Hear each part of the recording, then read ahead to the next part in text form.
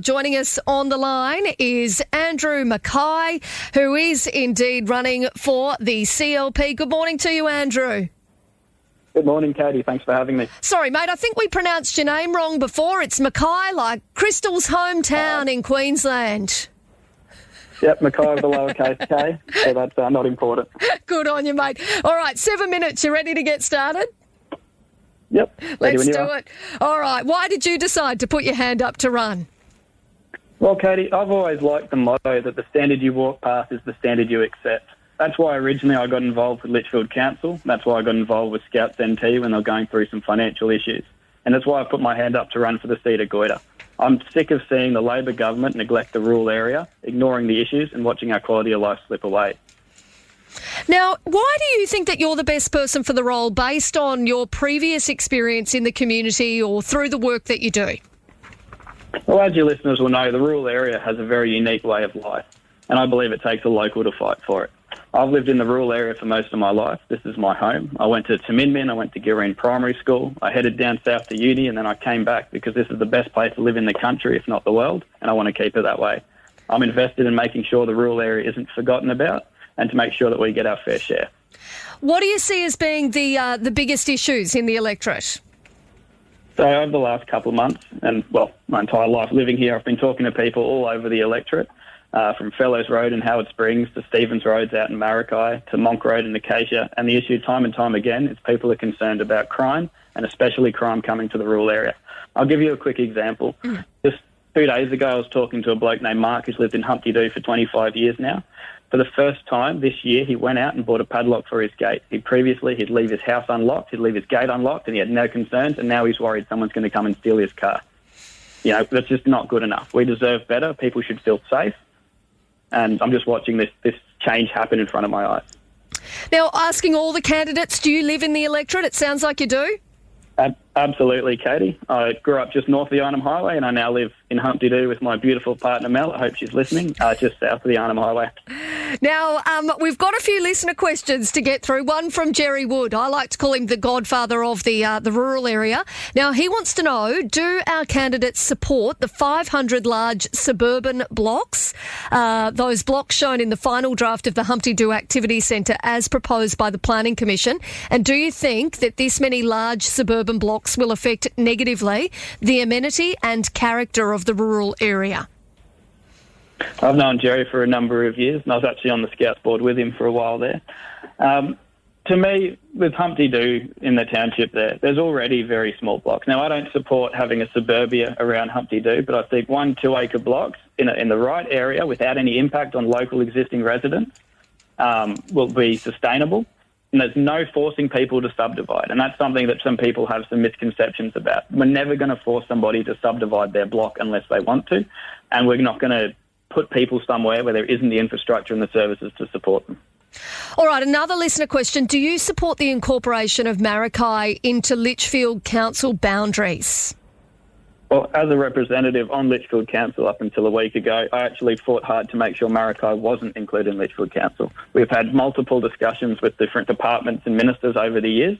It's important to me that there is no point putting Mackay into a council that cannot provide any services for that area. It makes no sense to me. They bought out there with a certain understanding, and that's the way it should stay. And only a CLP government has committed to keeping our Litchfield, our Palmerston, our Darwin boundaries the same. Now, Andrew, we're only at about 3 minutes 30. You're powering through the questions, mate. Based on the issue, based on the issues that we've discussed, and you know, looking at some of those concerns that you said locals have got out in the electorate, why do you think you're the best person to get through those issues? Well, people that know me, they know that I don't mince my words. I'm happy to call a spade sometimes. And if we want to tackle the issues, we first need to acknowledge that there's an issue. And that's something that Labor government has changed their mind on in the last 4 weeks of this campaign, where all of a sudden they're acknowledging there is a problem. But everyone out here knows that there is a problem and we need to tackle it. And that's why I'm part of the CLP team that has a plan to actually address the root causes, as well as to make sure that violent offenders are kept off the streets and that people can feel safe. Obviously, that issue of crime is a big one right across all of the different electorates. I mean, is there other issues out there in the rural area, particularly in the seat of Khoda, that, that people are raising with you every day? So one common one that comes up is road safety, and especially with our major intersections. It's something I've been advocating within council for a number of years now. In particular, with the Freds Pass Road intersection on the Arnhem Highway. Now, when I went to school at Taminmin, nearly every year there was at least one fatality a year on either that intersection or down where the post office used to be at the Boxing Croc. And that's something that the Labor government has ignored year after year. We asked, when I was on council, we asked the department, when are we going to do something about this intersection? And they told us not for another 10 years. And I don't think that's good enough. So one thing I'm really passionate about, and one thing that the CLP is working towards, is fixing that intersection and other problematic intersections to keep our kids safe, to keep our mums and dads and grandparents and everyone else safe as well. But especially kids driving to and from school is a major concern of mine. And the other issue that people have been raising constantly is, of course, our schools and our education system. We need more funding. We need to look at, what other options are there in terms of potential new schools in the future. We need to start planning for these things because we can't wait until all our schools are full before we start planning for them. All right, you've got about 1:20 to go. Why should people vote for you? I think people should vote for me because I'm a local. I'm someone who's invested in this community. This is my community that I'm running for. I'm somebody with a proven track record of delivering for the rural area on council. I'm somebody with a proven track record of high-quality data analysis, which is, as you know, decisions are best made when you look at the data, you look at the outputs, and you can sit down, see the full picture, and sorry. You're right. And people, I think, are looking for somebody out here who's honest, they have integrity, and they're willing to fight for the rural area. And only a CLP government, which I will be a part of, will be able to deliver for the rural area to ensure that we have our fair share. All right, mate, 30 seconds to go. Anything else you're keen to let the listeners know about? I'm sure you've just raised it before, but as everyone knows, the electoral roll closes at 5 p.m. tomorrow. If people want to see change, they need to make sure that they update their enrolment. Enrol to vote for the first time if you haven't. It's never too late. And vote for a CLP government in August if they want to see change. We can't keep going this way, Katie. Well, thank you very much for your time this morning, Andrew. Really appreciate it. And you came in about 4 seconds under time. Good on you, mate. No worries, Katie. Have a lovely day. You too. CLP, she joins me on the line. Good morning, Marie-Clare. Good morning, Katie, and to your listeners. Now, you've got 7 minutes and 16 seconds so that we keep things very fair this morning. Are you ready? I'm ready. Let's do it. Marie-Clare, why have you decided to put your hand up and run again in the seat of Brennan? Yeah, Katie, I absolutely love the role that I play here representing our community out here in Palmerston. I remember when I was growing up, it was safe to ride our bikes around and to play in the local parks and being raised by parents who were working tirelessly in the community for service clubs. It's a real sense of community, and it's very much like that out here at Palmerston as well. But unfortunately, even though together with the amazing community I have who bring concerns and ideas to me constantly, and we're constantly, sorting things out and problem solving together and getting new things around, we still have this underlying challenges that we live with, and of course that is, the crime, the impacts it has on our families, the feeling of not being safe, when you're visiting the shops, you're going to public places, you're catching buses, even just to leave your home. I mean, these are issues that have been raised with me for the entire time that I've had this role, and, it's something to be able to help the community and get things done, but we've got to address those absolutely underlying issues, and that's where, I'm driven every single day to try and make a difference in that space. What would you say are the biggest achievements for you over the last 4 years? Whether saying a happy hello or fond farewell, kicking off the holidays or celebrating the end of an era, happy birthday, happy anniversary or happy hour. Congratulations on the engagement, new house, new partner, new job. The perfect drink for any occasion has to be an authentic amaretto sour, made with Disaronno, of course. It's the original Italian liqueur with the warm and sophisticated taste. Order your Disaronno amaretto sour at the bar, or find Disaronno in Dan Murphy's. Over 18s only. Please drink responsibly. Yeah, we've done a lot together as a community, and one of the things I believe in is that ideas and concerns, they come from the community, which is why I'm out and about every single day. I'm constantly, knocking on people's doors, doing activities in areas where people can come to and share these ideas and concerns. And sometimes they're small things, Katie, and, like they're street signs, or they're fixing verges, or, things, upgrading parks or cleaning up things. And those things are important, because if you let them go, which we've seen in other areas, then they become big things. So, they're important to people, and they get frustrated. Other big things that we've been able to achieve are things like the Bakewell Shopping Centre, as an example. It was the only shopping centre in the whole of the top end that didn't have security guards. So we were seeing a lot of antisocial behaviour there, a lot of theft. The customers that would go there didn't feel safe, and the staff that work in those shops. So as a community, we worked together. We lobbied hard for the owners to be able to stand up full-time security in addition to the one they had at the bottle shop, which didn't cover the other areas of the centre. And that's still going now, and the people that go to Bakewell now tell me how that's been fabulous.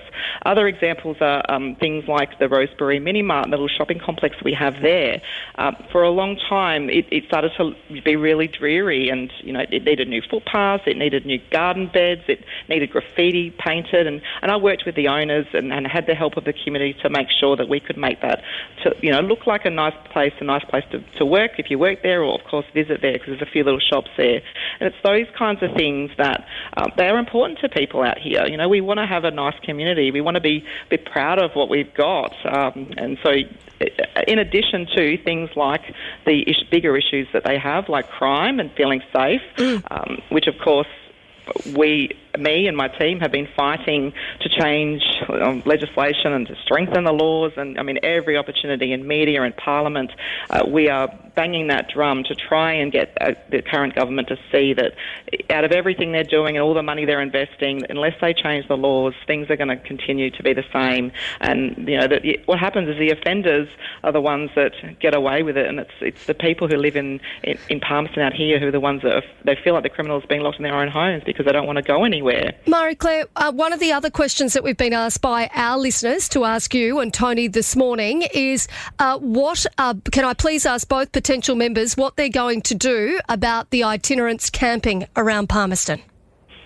Katie, this has been an ongoing issue for as long as I can remember, and it's certainly not getting any better. In fact, it's getting worse. And I have reports of this. I see it with my own eyes every time I'm either driving or walking around the place. And it's just not okay that people, often with their children, can come and set up camp, if you like, around our public spaces, near our parks.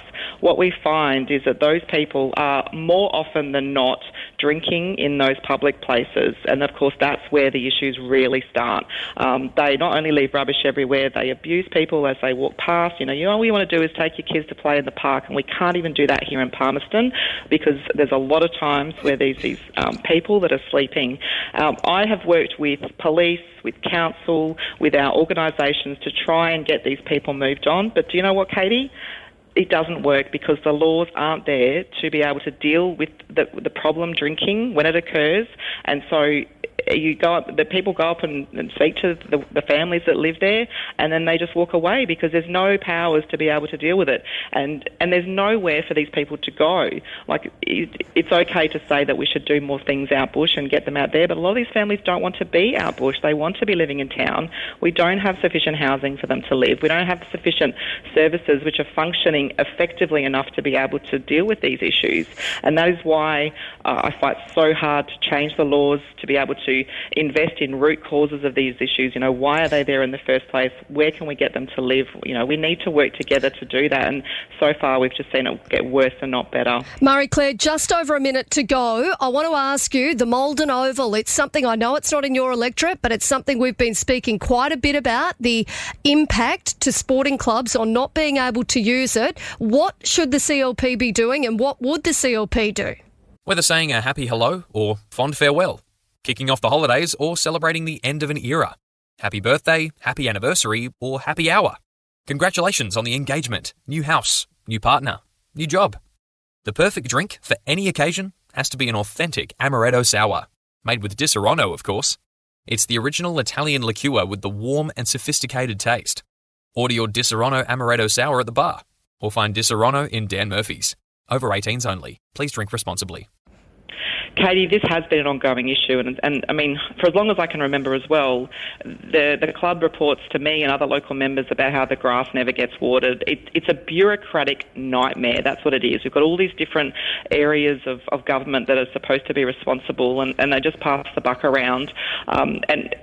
What we are absolutely determined to do is to break through all of that nonsense to find a solution, because we should be able to have our kids playing their sport on these ovals. I mean, why do we have some ovals that are beautiful and some that are not? It's just a problem that's crazy to think. So I'm absolutely determined to find a solution. I know Matthew Kerle, the candidate in Blaine, he's been working hard in this space as well, and we're going to make sure this happens. Marie-Clare, 15 seconds to go. Why should people vote for you? Katie, I have an absolute fire in my belly. Like, I'm raising my family here in Palmerston, have for a very long time. I get out of bed every single day, fight for the families, fighting for them to feel safe, to have their cost of living reduced. I'll continue to fix those other issues that happen around the community, like anyone that knows me in Palmerston already knows. And if you're new to the area and you haven't met me yet, you'll see me around, because I am out and about everywhere. Marie-Clare, thank you so much for your time this morning. Good to speak with you, and we'll talk to you again very soon. And to you, Katie. Thank you, and thank you to your listeners. Thanks so much.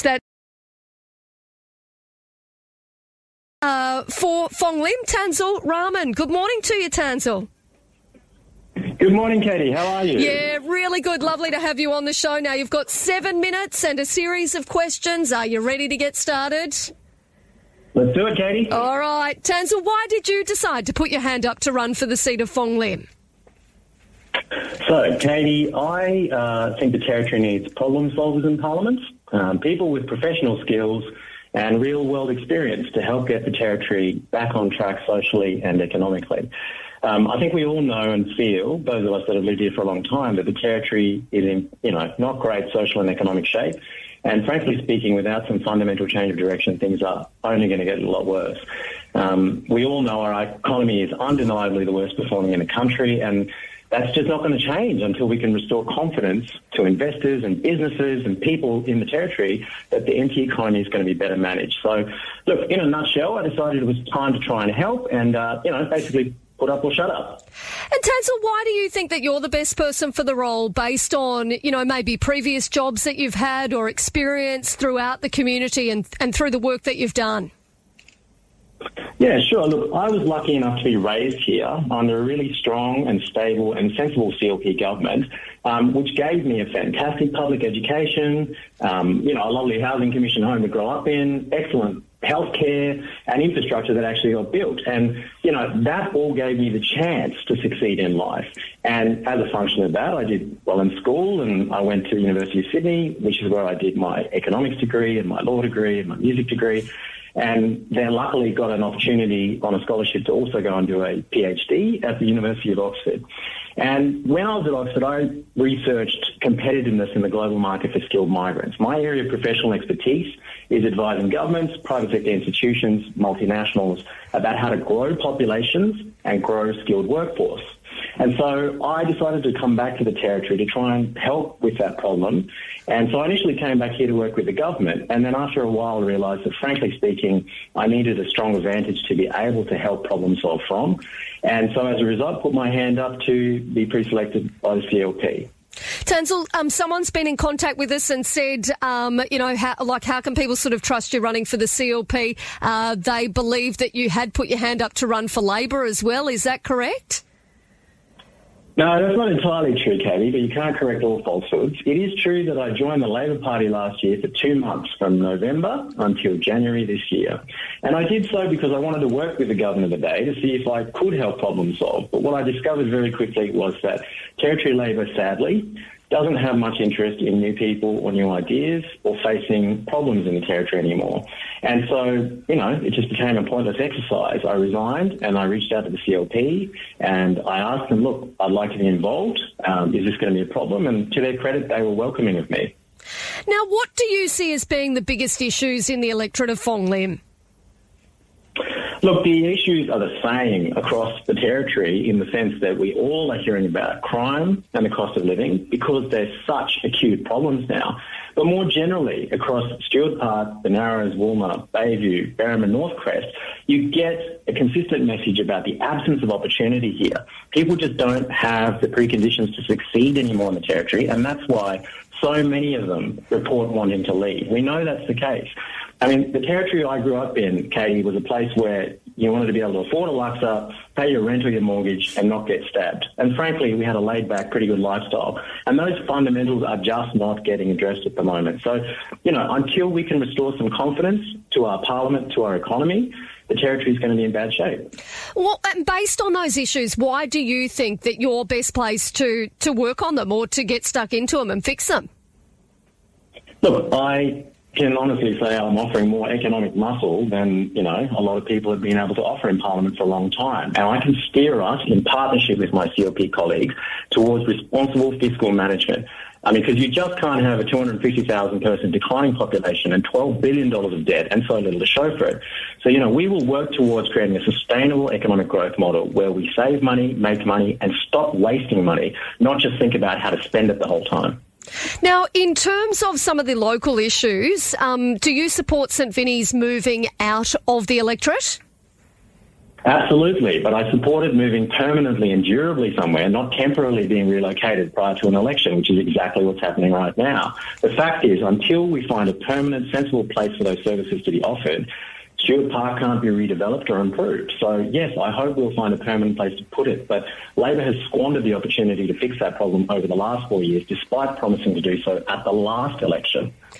Now, in terms of people sleeping near and drinking near the fire station up the top of the hill there towards sort of Woolner, I'm assuming you know where I mean, on the Stuart, towards the Stuart Highway, what would you do to stop that issue that a lot of people have been in contact with us about?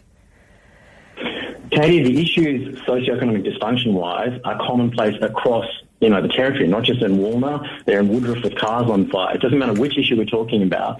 Things are crumbling here because of the absence of leadership and clarity. And, there has to be more for everyone here, more in public health, housing, education and infrastructure to be able to provide for people. And that's what we're failing to do here, which is why you've got rough sleepers and people suffering. Now, do you live in the electorate? Oh, yeah, I live in Stuart Park, and I think it's extremely important for local members to live in the areas they seek to represent, to be properly connected to their local communities. Now, we've got just over a minute to go. Why should people vote for you?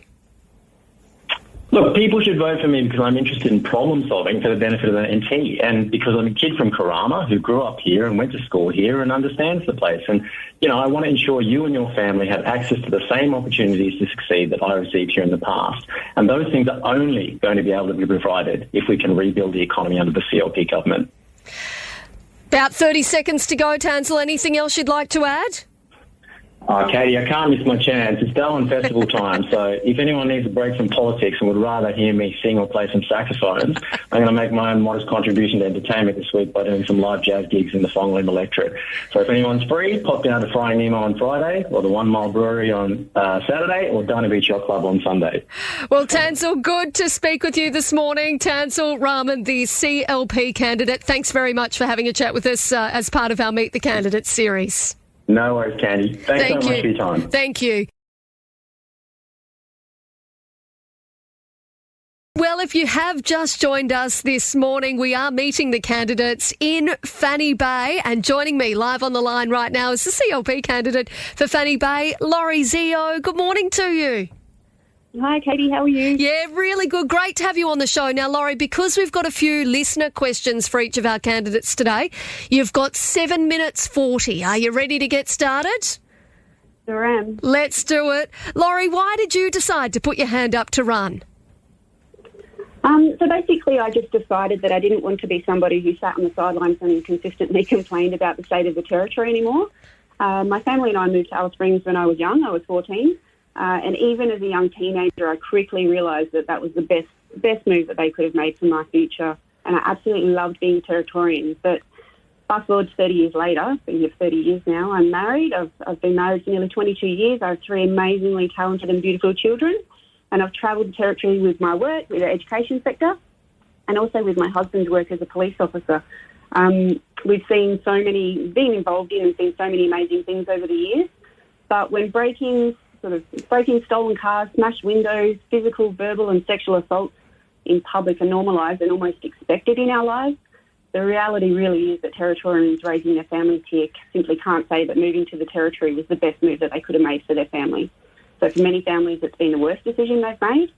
And a while back, I just got to a point where I decided not to sit back and watch as victims take a backseat to criminals. And when I did get to that point, I made sure I worked in roles and participated in learning opportunities that supported my move into the space. And here I am with you, talking to you. Yeah.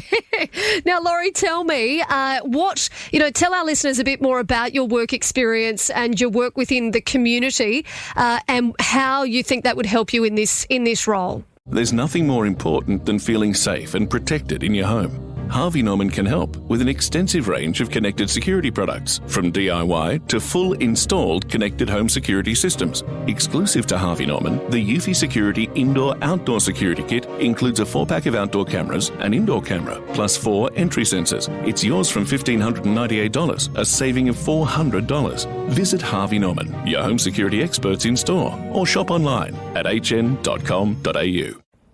Yeah, no worries. So at a community level, I've got a really long history of volunteering, leading, supporting and contributing to the community of the Northern Territory. I've regularly volunteered with organisations. I've taken on roles like Vice President of a football club. I was the lead sports trainer of a football club for a number of years. I've coached kids in different sports and at many levels. I've managed sporting teams at intra and interstate competitions, participated on school councils. I've been a volunteer firefighter and a volunteer lifeguard.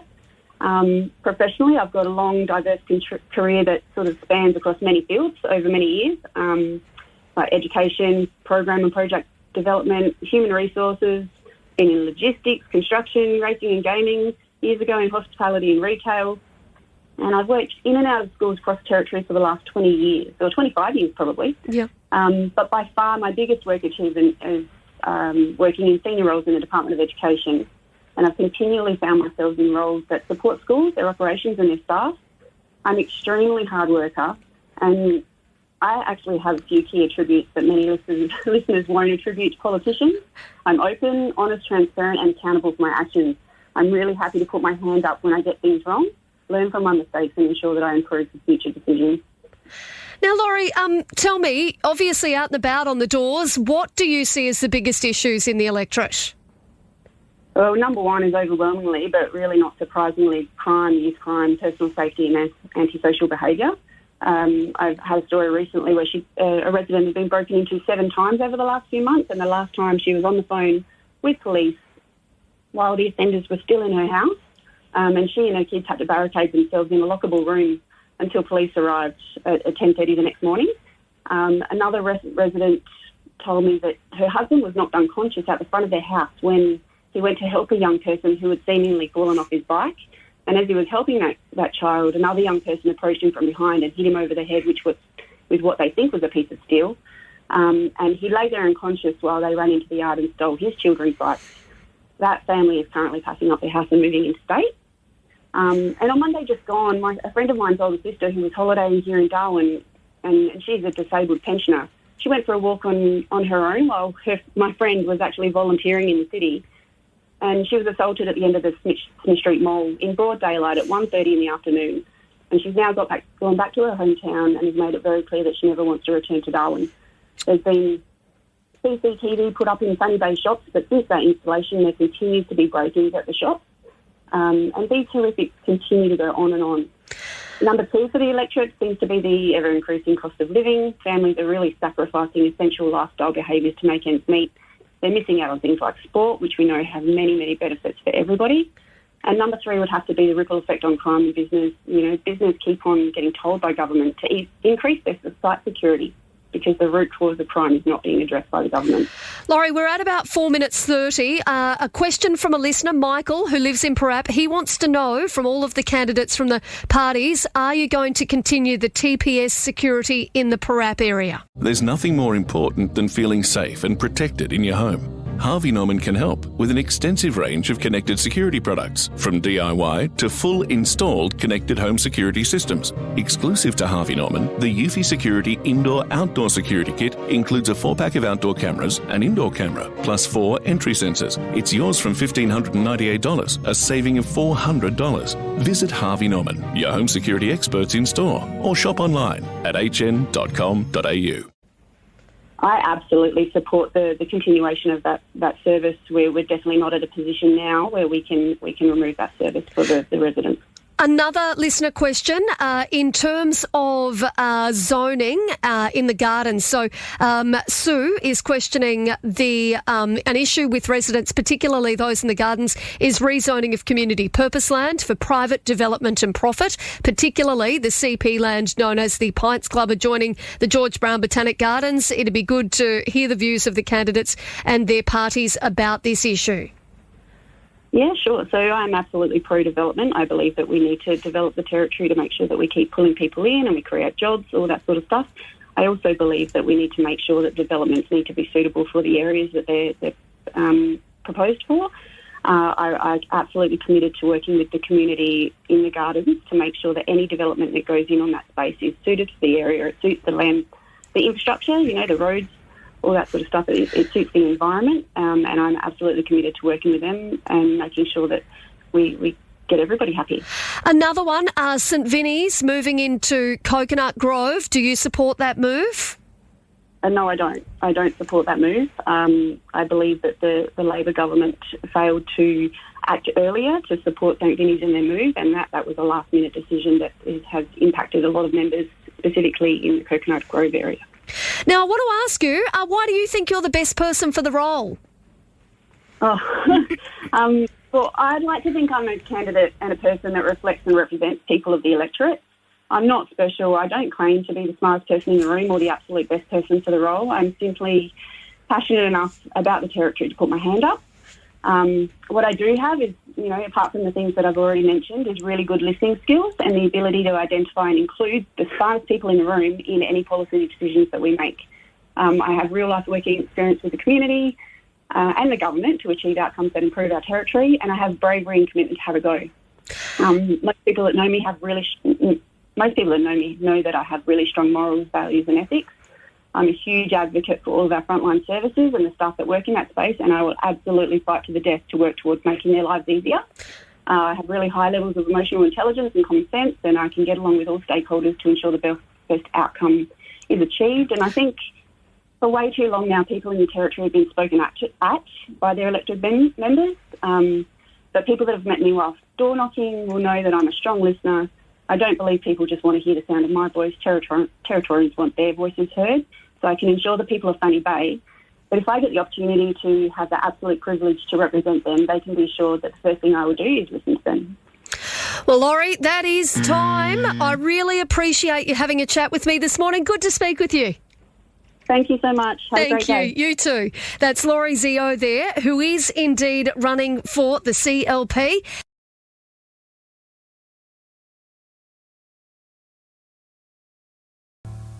We are meeting the candidates. We're meeting the candidates in Wanguri today. It is the first of our series of Meet the Candidates as we head closer to the Northern Territory election and give you the opportunity really to find out more about the people who are putting their hand up to run and represent us, Territorians, when it comes to the Northern Territory election. Now, as I've been saying, I think that it is very important that people do have a good understanding of exactly who's decided to put their hand up and what they stand for. We just caught up with the Labor Party's pre-selection candidate, Shlok Sharma. And joining me live on the line right now is the CLP candidate, Oly Carlson. Good morning, Oly. Oh, good morning, Katie. Lovely to have you on the show. Now, Oly, you've got 7 minutes to answer a series of questions. Are you ready to get started? Always ready. Awesome. All right, here we go. Oly, why did you decide to put your hand up to run?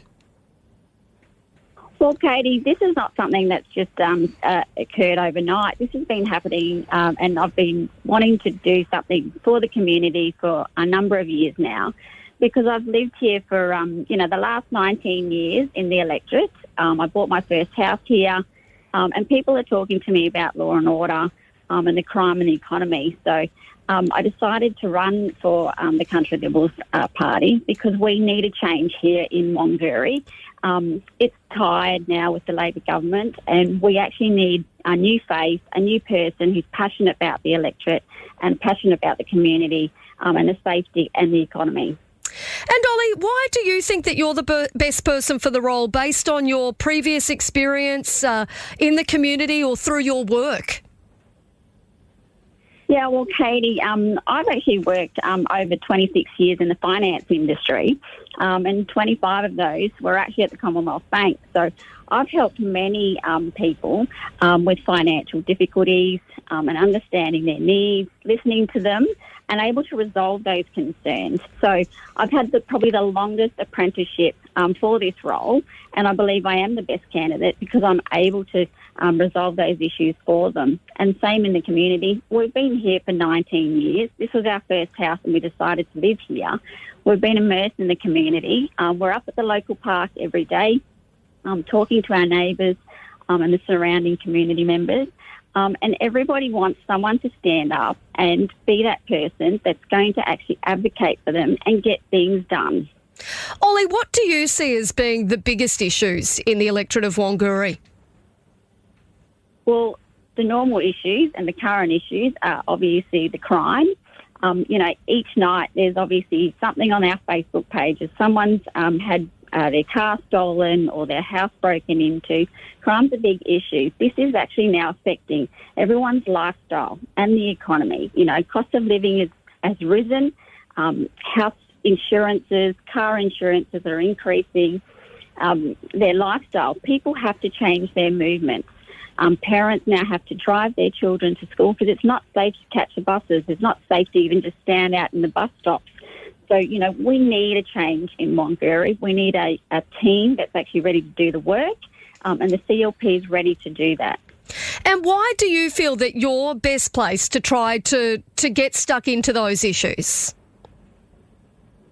Well, Katie, I've lived again in this community. Look, my father arrived here in 1937 for opportunities for his family, and we've now had a great lifestyle as children, but the community has changed. We live in fear and our choices have been taken away. We need someone to stand up to this current government and say we're not going to accept this anymore. We're going to be able to resolve people's issues, that they've been on the door with me talking. And I'm not talking about a door knock that's 30 seconds or 3 minutes. Some people have so much to say that the door knocking has been the most validating reasons why I'm standing as well, and keep me going because I need to ensure that their concerns are actually listened to and the CLP will act on them. Oly, what are people saying to you when you knock on those doors? Well, look, Katie, one of my first door knocks was actually quite alarming. He literally saw my shirt and said, if you guys don't get in, he's actually going to have to close his long-term business. He also is, Darwin born and bred, has a business that's been going for many, many years, but he's got 10 employees that once he closes that business, there's another 10 people either will have to leave and look for new jobs or they will be looking somewhere else to look for another job. So jobs is important. This crime situation at the moment is actually affecting our lifestyle and it's affecting the businesses, and majority of the Wongery electorate are, families that need to put food on the table, keep the lights on, and we need for them to be able to travel safely throughout the community. Oly, we're at 4 minutes 30, still got a little bit to go. Do you support the development of Lee Point? Look, the CLP obviously supports the development because we need people moving here. We need people moving to this electorate as well because it's close to one of our major hospitals. People want to move here, but they know that it's not safe. If we can get the crime under control with the CLP plan, they'll move here. We need the economy ticking along. I've travelled through Australia and everywhere else is booming. The actual Northern Territory numbers are declining, Katie, as you know. So we need to keep people here so that they can spend their money in this economy so that we can all have a great lifestyle like we used to have. Oly, when it comes to gas, is that something that you support? Well, gas is actually obviously an integral part of this, part of the economy as well. So we need to have those types of infrastructure and businesses ticking along so that the economy is ticking along and everyone can live a beautiful life here in Darwin. Oly, who are you going to preference at the election? Well, that's up to the party, Katie. My job is actually to just keep talking to people, focusing on their needs and making sure that we get the change that Wangari deserves, so that we've got a representative that actually is working for them, who's listening to them, and able to get things restored back to where it used to be. Oly, just over 40 seconds left. Why should people vote for you? Well, Katie, why should people vote for me? Because, again, my father came here in 1937, again for opportunity. He survived the bombing of Darwin. He's also survived Cyclone Tracy. I'm from a family that is resilient. We're ready to work hard, and I've been up in the mornings, every morning with the community, waving to them because I know they're off to work.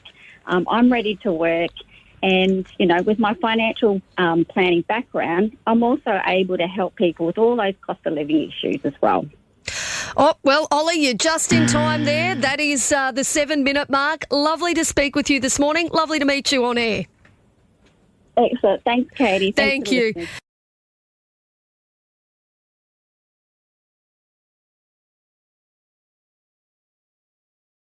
I believe we've got on the line right now, we are going to head across and kick off our Meet the Candidates for the seat of Nelson. And joining us live on the line right now is indeed Gerard Maley, the incumbent. Good morning to you, Gerard. Good morning, Katie. Good morning, listeners. All right, mate, are you ready to get started? You've got 7 minutes. Okay, I'm ready to get Let's started. do it. All right, Gerard, why did you decide to put your hand up to run again? Well, Katie, look, I think the Territory is worth fighting for. It's certainly not the same place that I grew up here in the rural area right across the Northern Territory. And unfortunately, I think the Territory's lifestyle has changed for the worse. It's not the land of opportunity where it should be. Look, I'm passionate about helping others and future generations of Territorians. As most people know, I was born here. I lived in the rural area my entire life. And I just think that the Labor government has failed the Territory and failed the rural area especially over the last 8 years. But crime's out of control. It doesn't matter where you live. Everyone's been affected in the Northern Territory. In fact, even my wife was the victim when she went to buy the lunch for the children over at Coolingha Central and was confronted with some crazy with a knife. Everyone deserves to be safe. And I just think that the Labor government have failed the Territorians right across the board. And enough's enough. Our economy's going backwards. We've had the worst economy in 5 years. And just the economy in itself speaks for itself. We're $11 billion worth of debt. It's been increasing year after year. And look, I think the Labor government have forgotten the rural area. And I've been out with Andrew Mackay and Chris Sevitrees right across the rural area, and people have been telling us that it's time for a change of government and that the CLP is the way to go. And I just really believe that the Labor government have ignored the rural area. Crime's gone out of control, and I think it's time to change. And really, we can't afford another 4 years of Labor. They've been in power for some 19 out of the last 23 years, and it's time for a change. And voting for the CLP is really the only way to go. But we're part of a strong team, led by Lia Finocchiaro. She's going to do a great job as the next Chief Minister. And I think it's time for a change. Really, the CLP has got a strong team. It's got a really diverse group of people. We've got real-life experience. We've got government experience. And we can lead the Northern Territory as we move forward. Gerard, what would you say are your biggest achievements in the electorate since becoming the local member? Well, look, ultimately, I think probably one of the biggest ones I did was I rode 42 Ks to ride $500 for the Howe Springs Scout. That was a big ride on my poor little leggies. But in a serious note, I've helped lots of people across the rural area, and just rural residents, some older ones, helping out with dealing with government organisations and filling out forms. I've helped people with potholes on their roads. I've helped people deal with wandering stock. I've advocated for rural residents to clean up the bike paths, deal with our boat ramps. And I've worked with companies such as Telstra to try and get better coverage across the Northern Territory.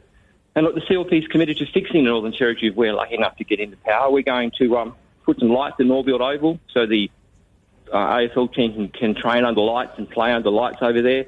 We're going to help the WD Golf Club fix their playground. They've been fundraising for multiple years to try and get their playground up and running, and we want to help them do that. And look, I can continue to work for and advocate for rural residents right across the Northern Territory, no matter what happens on Saturday. But I just think helping the people in the rural area, just those little things that make a big difference to people who don't know where to go to, don't know where to turn. My door's always open. I've been on the side of the road on many, many occasions, and people come in just for a chat about little issues, and just having a talk with them helps them normally. So it's all about helping the rural area. Gerard, what do you see as being the biggest issues in the electorate? Well, look, Katie, I think the biggest issues is our rural lifestyle and planning issues right across the Territory. The Labor government seems to ignore the rural area. We had a lack of infrastructure. Our safety is a big issue out here, and all those things are impacting on our rural lifestyle. You know, people want to be able to go to the boat ramps and leave their car and not get broken into. People want to be able to go to the local shops without having knives held at them or the cars getting stolen. So we really need to make sure that our rural lifestyle remains rural because people move out here to have that rural lifestyle, and it just seems to be getting eroded by the Labor government. So the biggest issue would just be rural lifestyle and also water. Water is a big issue out here. Most people in the rural area rely on bores, so we need to make sure that the water tables are kept up to scratch, because without any water, you can't do anything. So they're the main issues that I see, and of course just a lack of infrastructure. Our roads are bad, the highways get cut. So we need to, little things add up to big things, and that's what the Northern Territory government have forgotten in the rural area. Gerard, you've got about 2 minutes 30 left. Based on those issues, why do you think you're the best person for the role and fixing those issues? Well, look, Katie, like many Territorians, I have a trade. I'm a qualified mechanic. I went back to school and later in life and got a Certificate 3 in business. I went and got a law degree as well. And I operated a small business with my brother out here doing law and helping many rural residents. And I just think that my experience with my trade, my professional background, and also being a long-term Territory resident. I live in basically the same house I grew up in. We moved out here, Cyclone Tracy, and my family moved next door. My mum still lives in the house that we spent Cyclone Tracy. So I just think with my passion for the rural area, my background as a tradie and also as a lawyer, can help right across the Territory, just bring something to the Territory, which is passion, which is something really hard to teach, hard to learn. But when you've been in the area for a long time, you get to know where the roads are bad. You need to get to know where things flood, and you get to know what problems are happening. You get to know lots of people, and I've been here a long time, and people will know that they can come and have a chat to me, whether it's on the side of the road, or it's at a sporting event that I go to, or just a function in the community. That's why I think I'm the best person for the job. Gerard, just under a minute to go. Why should people vote for you?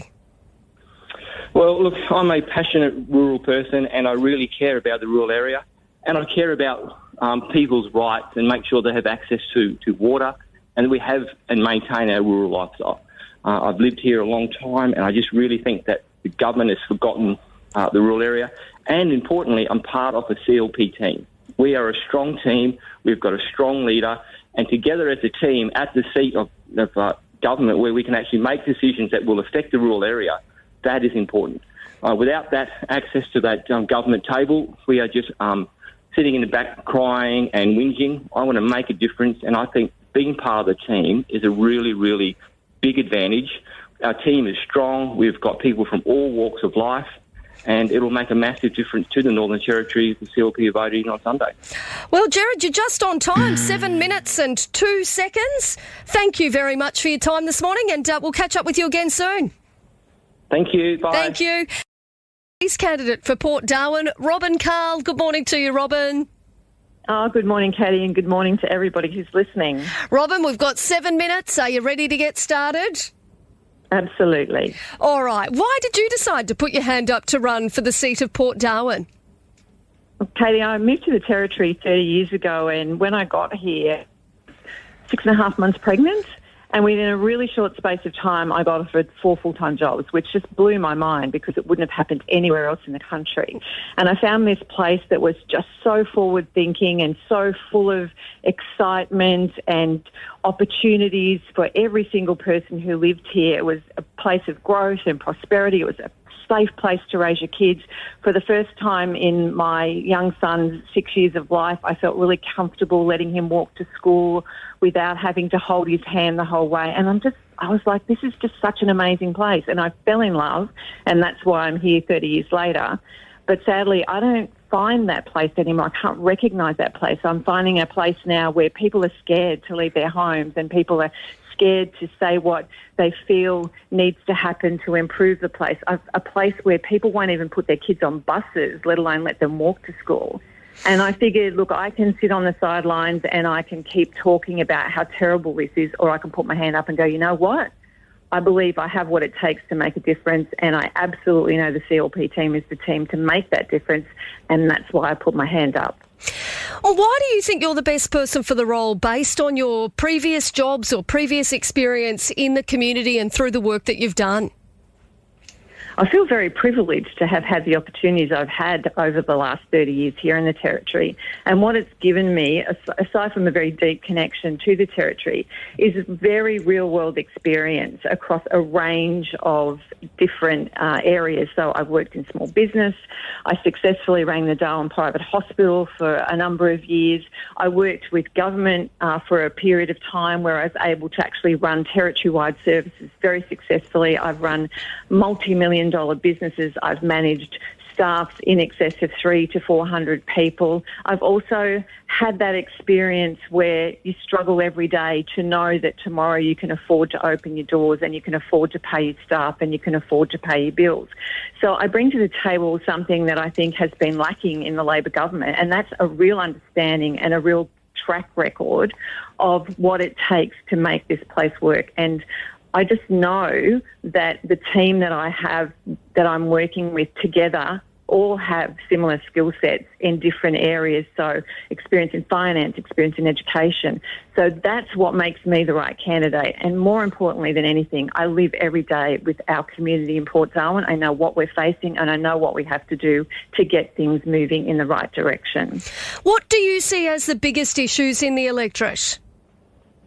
Well, very sadly, Katie, I knock on doors today and people don't even articulate the issues. They just go, oh, you know, the usual. And they know exactly that I'll know what they're talking about. And those usuals are safety and crime, cost of living, and our lifestyle. They vary from area to area as to which is the most important, most definitely in the CBD area and the bottom end of Larrakia, that safety and crime is very prominent, but cost of living is a very close second. And there are so many people lamenting the loss of our lifestyle. And I'm so upset at hearing from people who are second and third generation saying they just don't think they can stay here anymore if we have another 4 years of Labor. We simply cannot afford for our territory to suffer through another 4 years of Labor, because there will be nothing left of our territory if that happens. Robyn, there's been a lot of issues when it comes to public drunkenness and antisocial behaviour around our CBD and in the electorate of Port Darwin. What are your plans in this space? Well, we very definitely know that we have to give police stronger powers to deal with that antisocial behaviour. So currently what we're hearing is that they really feel that they can't take those people anywhere. There's nowhere safe to take them if they're intoxicated and they need to sober up. We're hearing the watch house is full because it has prisoners staying there because the prisons are struggling to deal with their issues. And then we see that public drunkenness with people brazenly sitting outside of alcohol outlets drinking, which is something that I never saw when I got here 30 years ago, because that was something that was able to be policed. So we have to be able to intervene with that, and we absolutely have to make sure that those people are also looked after. So that's one of the reasons why we're looking at mandatory alcohol rehabilitation. I know that's something that can be a little bit contentious for some people, but the reality is if you've got people who need help and they need to be assisted to get that help, then we have an obligation to help them. So we definitely have to see the police have stronger powers. We can't have this revolving door of people being picked up and released. We have to make sure that our community is safe. And first and foremost, we have to make sure that what we now see is normal. We don't even see it anymore because we're so used to seeing this aggressive behaviour between different groups on the streets. And it's not restricted to one cultural group, it's across the board.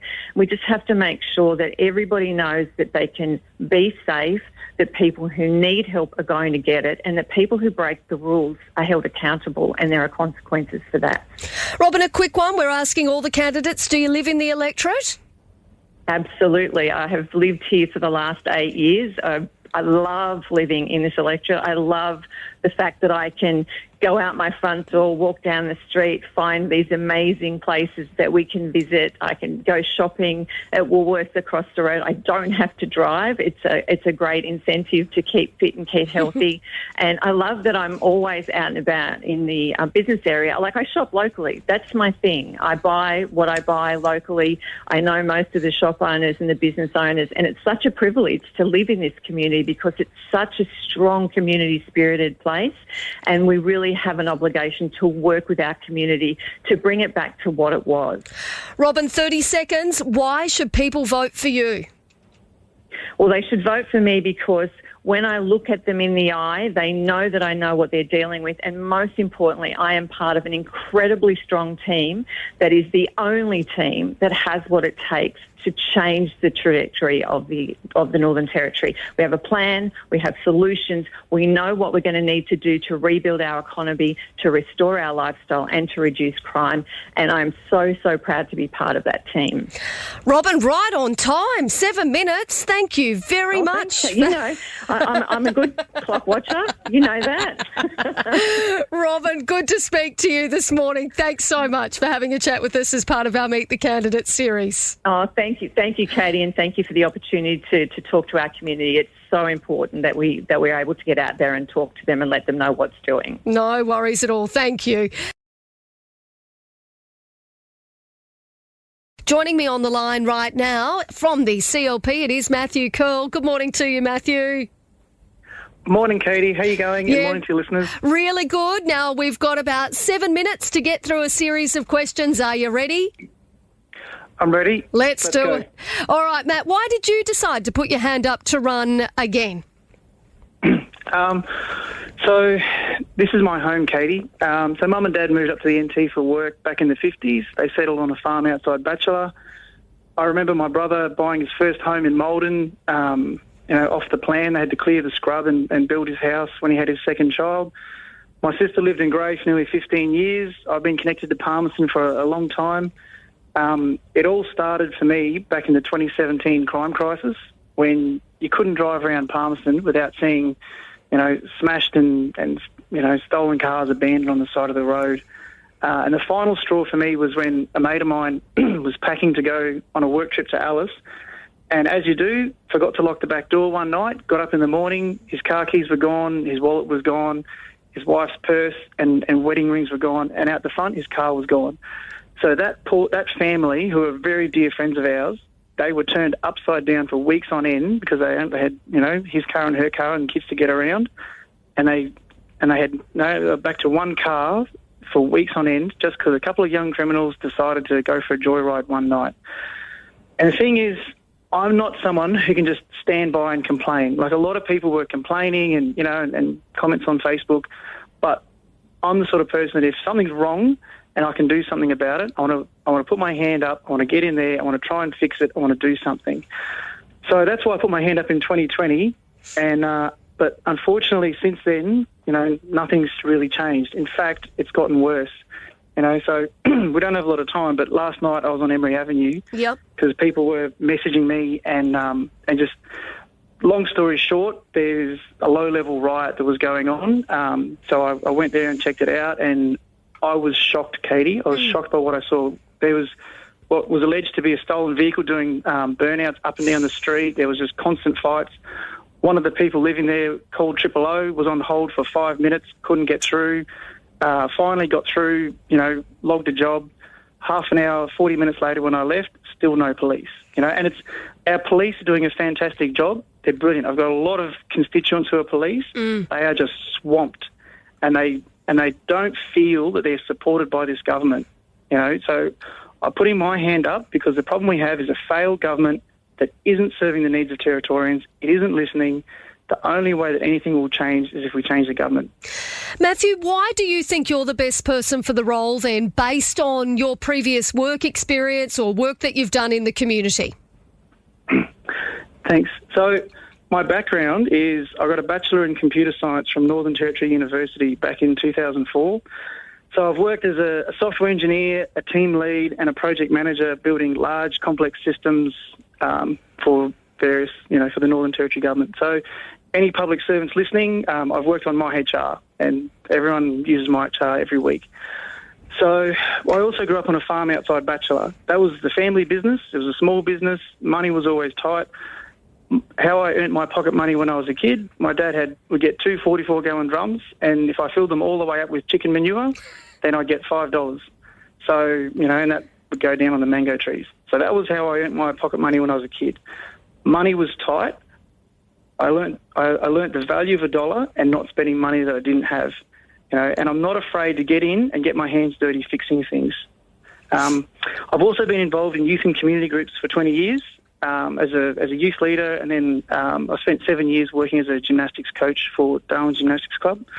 So there I was coaching gymnastics to kids, teenagers, young adults. And one thing that I learnt there was that young people need physical activity and they need structure. They need discipline. We have a lot of young people in Palmerston, unfortunately, and they lack structure in the home. And that's resulting in a lot of the behaviours that we're seeing out in public now. They need positive role models, and sports is a great way to get them into a healthy community. I've seen this happen at Raiders. A couple of years ago, on a training night, some people came in with a bad attitude, and their friends, the coaches, the committee members, had a yarn to them and said, look, hey, you can't behave like that here. So they pulled their heads in, and everyone got along. It's a great family environment, and it's a great place to build that structure in a young person's life. So that's why I'll always be backing the Raiders, the Crocs, the Sharks, Parba, the Palmo Boxing Club, any community group that provides a positive environment for our young people, I'll be behind them. Matthew, in terms of, we're at 5 minutes, only 2 minutes to go. In terms of the Maldon Oval, I mean, that's something we've spoken a lot about on the show. What do you think could have been done differently, or how would you handle that better? So to start with, Katie, I just want to thank you for your advocacy on that one, because honestly, without you, I don't think that would have got fixed. That is unfortunately just a classic case of red tape, and it's no one's fault.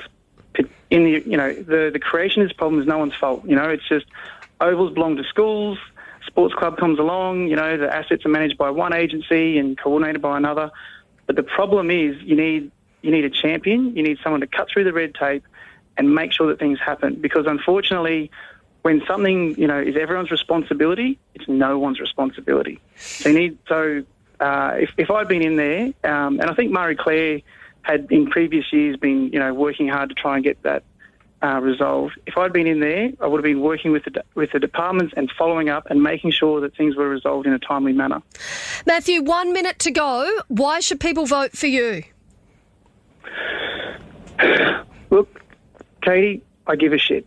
Excuse my language. That's all right. This is my home.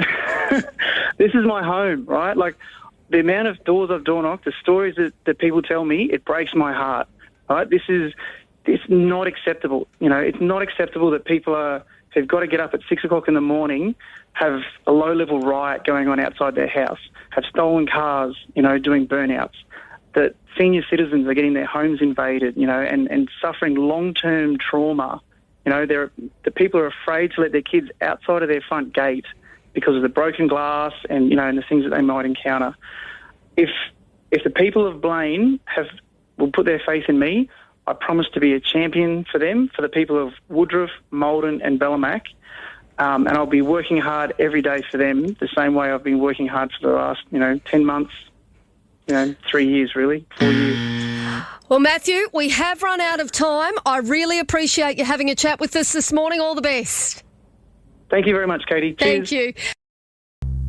I'm very pleased to say that the incumbent CLP member, Lia Finocchiaro, joins me on the line. Good morning to you, Lia.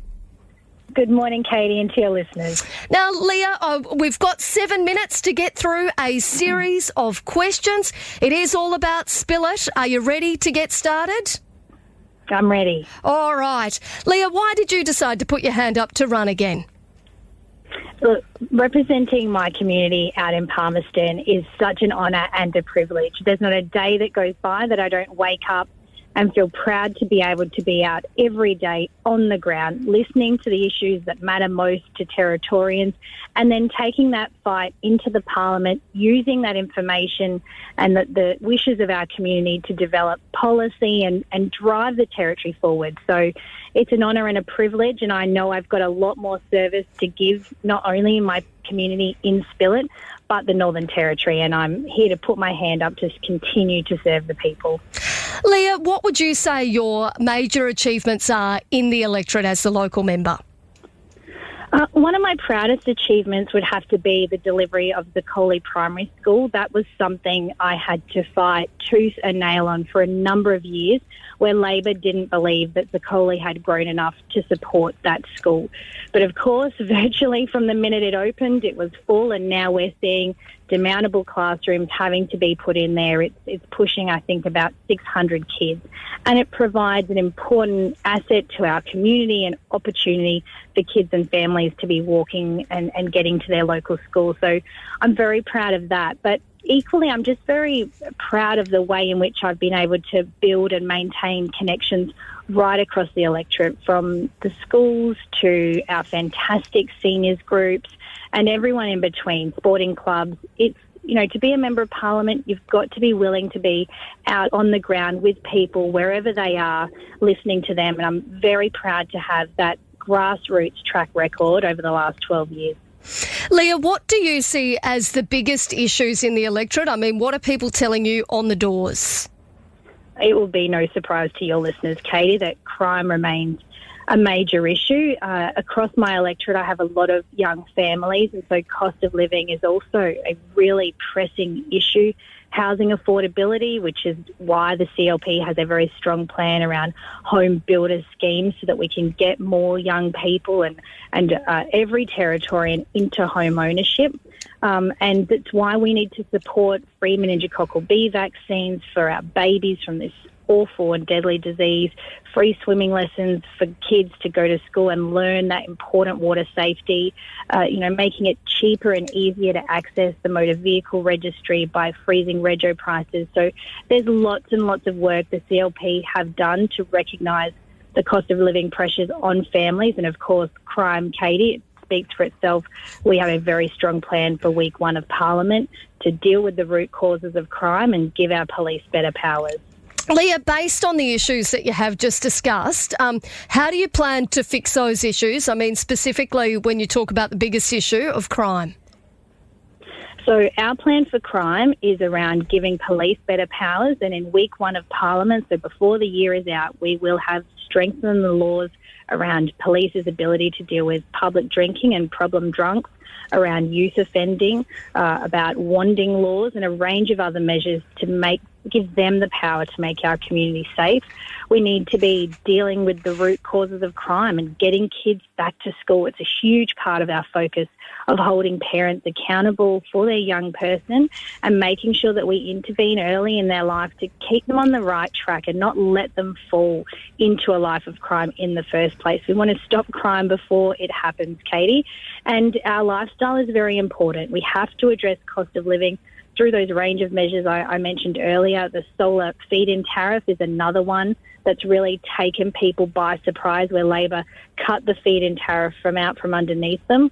We've been really clear about doubling the feed-in tariff in peak times and doubling the battery bonus so that we can get people off the grid, saying goodbye to power bills and using their own renewable energy during the day. So our plan is for the Territory. Our plan is to rebuild it for a better future for all of us, and I'm proud to be part of an experienced, dedicated team who can deliver a better Territory for everyone. Lia, why do you think you are the best person for the role as the local member for Spilett? Well, I'm a part of my community, Katie. people of Spilett are very, very familiar to me because I'm out on the ground every day with them.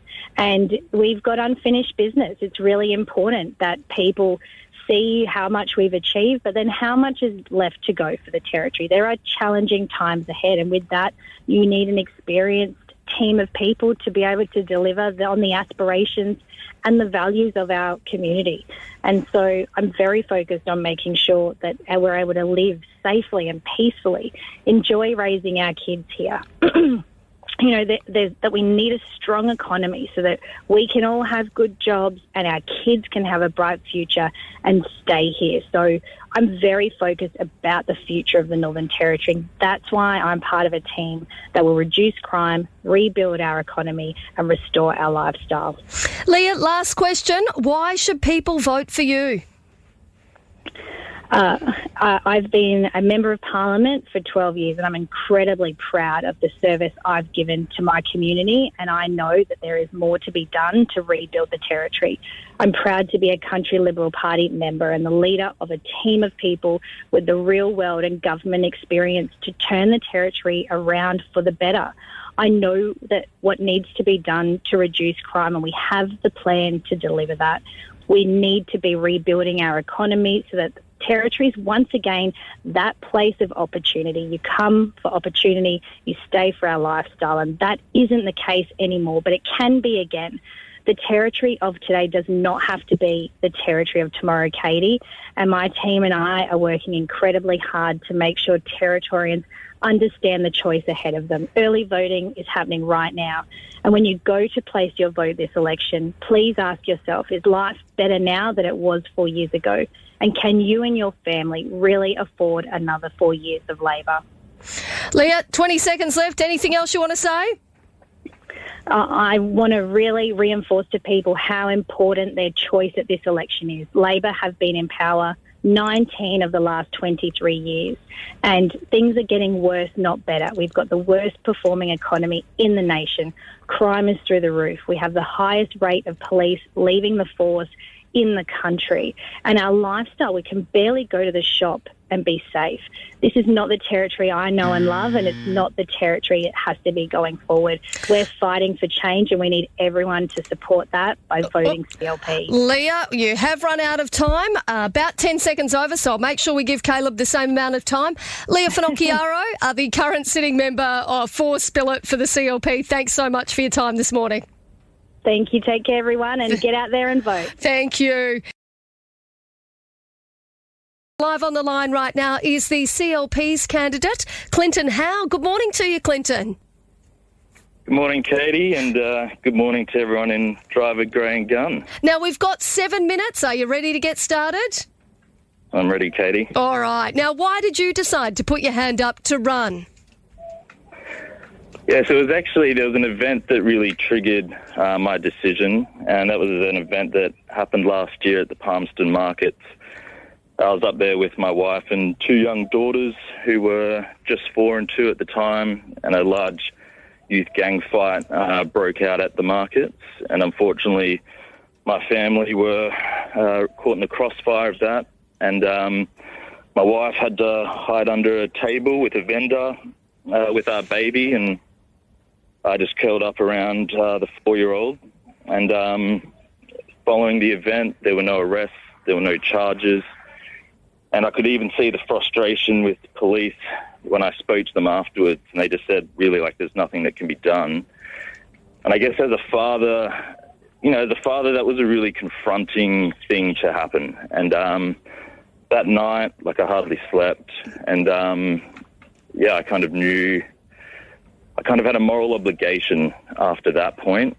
I saw the problem, and I knew we'd had a near miss as a family, and I think at some point I was going to open the newspaper, be it in 2 weeks or 2 years, and unfortunately it was going to be another family who didn't get a near miss, and so that's why I decided to do it.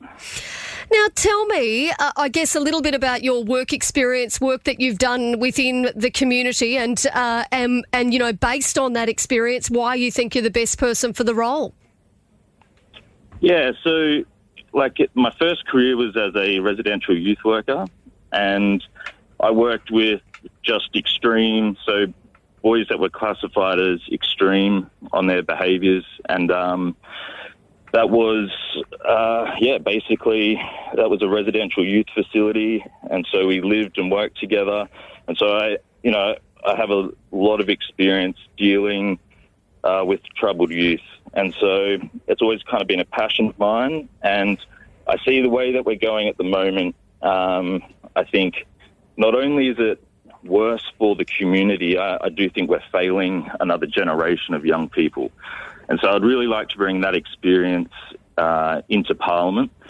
Also, following my youth working career, I was an Army officer, and, we had a saying in the Army, it's like, be good at the basics. And I see that as a really important thing. I feel NT government just needs to get back to doing the basics. And I think we're strayed from that, and we're all feeling the kind of effects. I've tried to make, and currently, Katie, I work in the construction industry post my Army career.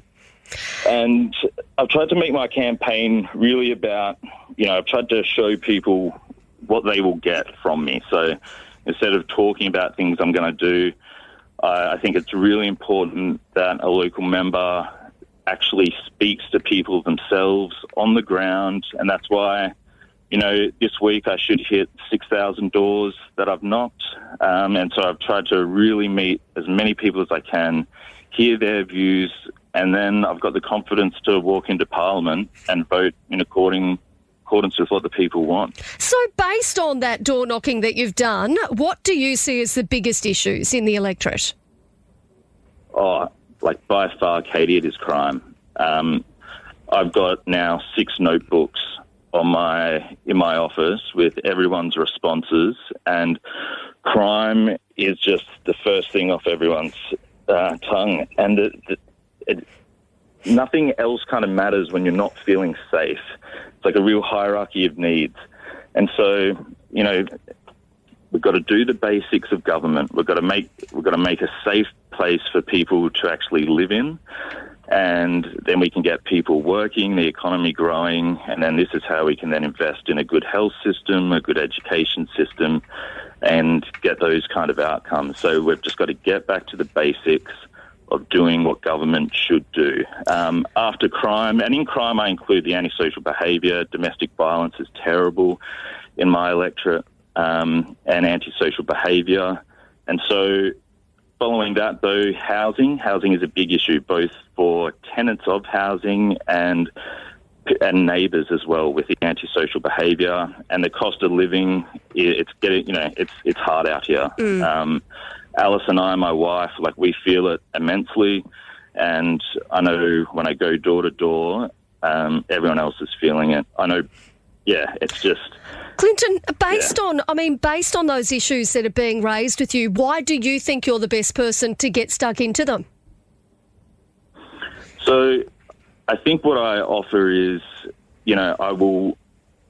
these matters, I'm personally invested in them. Crime, we have felt the effects. And so I'm not someone who will beat around the bush on this matter. I know the community wants it, and I think the Parliament needs to start respecting what the people want. And so to me, this is a real, there's really no higher duty than what I'm putting my hand up for. And in that Parliament, we have to act the way the community expect us to, and I think that's why we're seeing this. We're seeing so many issues and so much discontent out here because elected members haven't been doing that in government. And so I will be true to what the people have told me on the doors, and I'll have the courage to follow that through. Clinton, finally, you've got about 40 seconds to go. Why should people vote for you? As I said, I think, I've tried to show that I'm a man who will act. I've done it with the door knocking. Already, we've raised money for veterans around Anzac Day and brought awareness to those issues which are important to me. But I've tried to show that I'll be a man of action, and what you see is what you'll get. I asked every Territorian, not just people in Drysdale, but every Territorian to really put the Territory first in this election. And across every objective measure, we are going backwards. And so this isn't about red versus ochre or blue or yellow. It is about what is the best choice for the Territory, and that is why I'll ask them to vote for me. Well, Clinton Howe, that is your time. Thanks so much for having a chat to us this morning, mate. No, thanks, Katie. It's strange. I'm a big listener. I've listened to you for years at work, so it's funny to be on it. I know. Good on you. We appreciate your time this morning. Thanks so much for having a chat with me today. Thank you. Hey, thanks, Katie. We are continuing our Meet the Candidates series, and we are in Sanderson right now. And joining us live on the line is the CLP's candidate, Jinson Charls. Good morning to you, Jinson. Good morning, Katie. Lovely to have you on the show. Now, Jinson, are you ready to get into it? Yes, I am. Let's do it. All right. Why did you decide to put your hand up to run for the seat of Sanderson? Katie, I am a registered nurse with experience in intensive cardiac care unit, emergency department, mental health, and alcohol and drug services. And also, I have leadership experience at a director level in mental health, alcohol and drug services, and overseeing the forensic disability services. And back in 2011, I came to Australia to have a better opportunity with my wife, and we have two girls, the elder one born in New South Wales and the younger one born in Darwin. So this is not the same place I knew that 10 years ago when I arrived in Darwin. So the current, the alcohol-related harm in the community, including the domestic violence and assault on frontline workers, increased significantly over the last few years. And as a frontline clinician over the period of years and also been working in the leadership, I have seen that nurses, doctors, other hospital staff, paramedics, and police officers are becoming the target of these perpetrators who need help from the same people they assault. So that's when I decided almost 12 months ago that I'm going to put my hands up for the pre-selection with the Country Liberal Party. And that was specifically after I observing the way the government handled things after two boys in their early 20s were killed in March and May 2023. So I decided to take the hard yard, and I put my hands up for the pre-selection with the Country Liberal Party, and decided to run for the election this time. I mean, it's a big decision to make, particularly, given your background in the medical field. It's a big decision to make, and it sounds like it was something that you were pretty passionate about. How do you sort of see your previous experience and your previous work? How do you think that would help you if you were to become the local member? So I have worked in leadership roles in the health sector and in the community for the last few years. So I know the problems firsthand as I was on the front line as a clinician or as a volunteer. So I was able to address many of the issues within my scope and take the community forward. But I have seen there were number of times the solutions were offered, but there were not much traction in terms of taking that on board because that was a low priority. And what I have seen was about over the time, this low priority became a high priority at the moment. So I always believe in the prevention strategies. As most of us know, prevention is better than cure. I can say about youth crime is a classic example that I see. So we have to wait for such a long time to have the common sense now. So in my opinion, the destruction to the territory and for many cities has been already done, like Alice Springs, Catherine. And we can see that thing in Darwin as well. So we are normalizing these behaviors with no consequences. And also, whilst I was been door knocking in Sanderson since I started pre-selected in February. So I met many older women in their late 60s and 70s who do not go out individually as they are worried about being targeted. So I have seen local shops in Wagaman and Anula have closed in the last few months. So people are struggling to survive here, and they need support from the government, at least to be safe in the community. So the shop owner who I met a couple of months ago in the Bulagi told me the building owner had to spend more than $100,000 to make the shop safe, and you are not able to find any glass on the shop facing the public at the moment.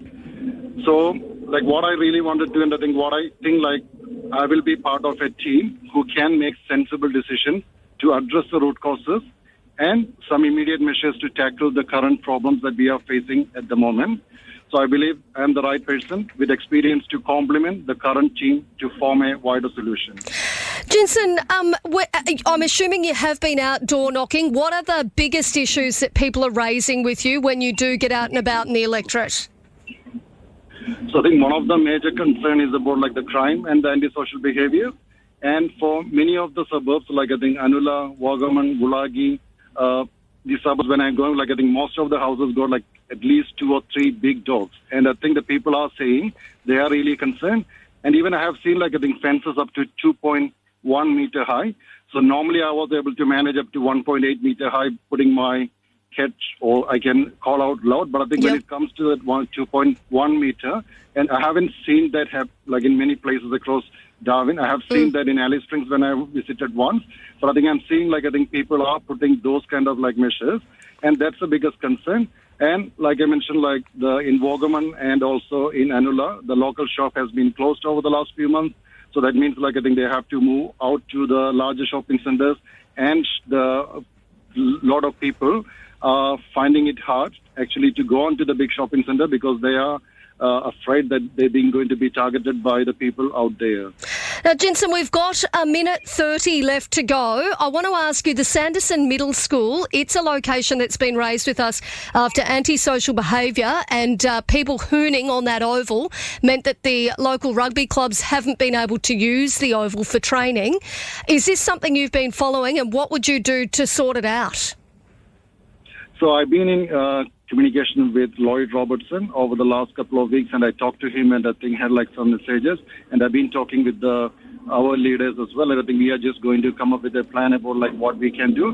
But for me, it's a place that a lot of kids and also the young people are coming and making sure I think they are active in the community. So we want facilities like this for the community, for them to have that opportunity to have an interaction, a place where everyone can come together. So that's going to be one of the things that I will be taking forward as a priority for Sanderson. Jinson, 30 seconds left. Why should people vote for you? So I have already outlined my background and skills would bring into Parliament as a representative from Sanderson if I'm going to be elected. So CLP has a range of policies and plans to reduce crime, rebuild the economy, and restore the lifestyle of Territorians, including the resident of Sanderson. If I'm given an opportunity, I will do my best to make constituents of Sanderson proud as an elected member representing them in the Northern Territory Parliament. Well, Jinson Charls, perfect timing, just on 7 minutes. Thank you so very much for having a chat with us this morning and letting Territorians know a little bit more about you. Thanks, Katie, for the opportunity. Thank you. Joining us live on the line right now is Joe Hersey, the current member for Katherine, the CLP member for Katherine. Good morning to you, Joe. Good morning, Katie, and good morning to the listeners. All right, Joe. It's fresh in Katherine this morning. Yeah, is it? Yeah, nice weather by the look of it. Lovely. Now, we've got 7 minutes, Joe. Are you ready? I'm ready. Let's do it. Joe, why did you decide to put your hand up to run again? So, Katie, the last 4 years I have been the candidate. I have been the member for Katherine and in opposition, and my role has been basically like the conduit between the constituents and the government. There have been a lot of concerns that we have, that I've listened to in the community.